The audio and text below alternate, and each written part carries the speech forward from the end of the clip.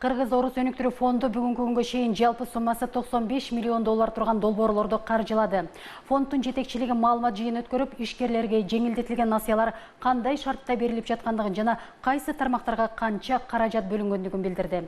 Россия тарабынан Кыргызстандын экономикасын колдоо багытында каралган каражаттар кандай нукта иштетилип жатат? Кабарчыбыз Уланбек Дыйканбаевдин материалында.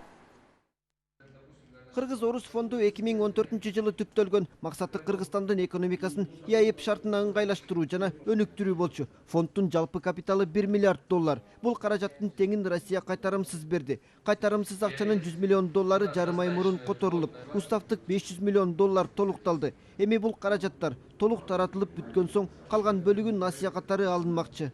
Статистиканы анализдеп көрсөк, бүгүнкү күндө эң көп талап түшкөн бул Чүй облусунан болуп атат. Экинчи орунда Ош облусу, андан кийин Жалал Абад, андан аркыда башка региондордон да кредиттер берилип атат.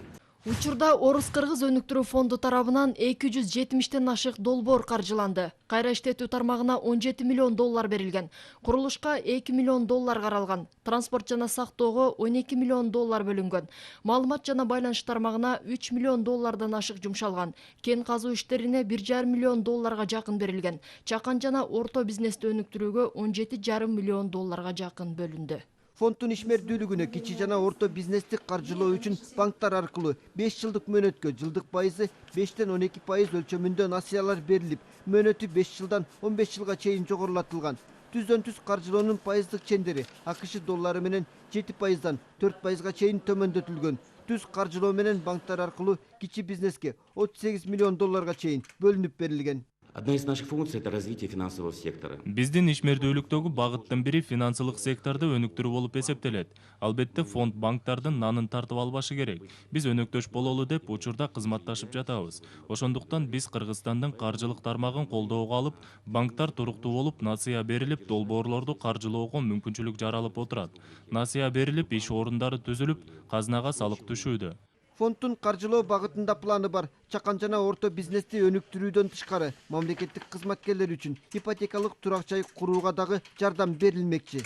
Совместно с правительством. Эконом класстагы батирлерди куруу үчүн өкмөт менен бирге программа иштелип чыккан. Учурда ипотекалык компанияга иштелип чыккан баардык документтер берилген. Анда баардык региондордо турак жай куруу каралган. Колдоого алынса каржылоо иштери жүргүзүлөт.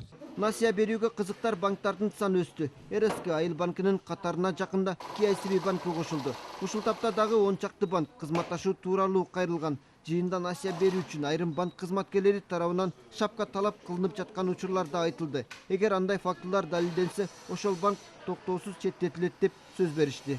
Уланбек Дыйканбаев, Илдар Асанбаев, Коомдук биринчи канал.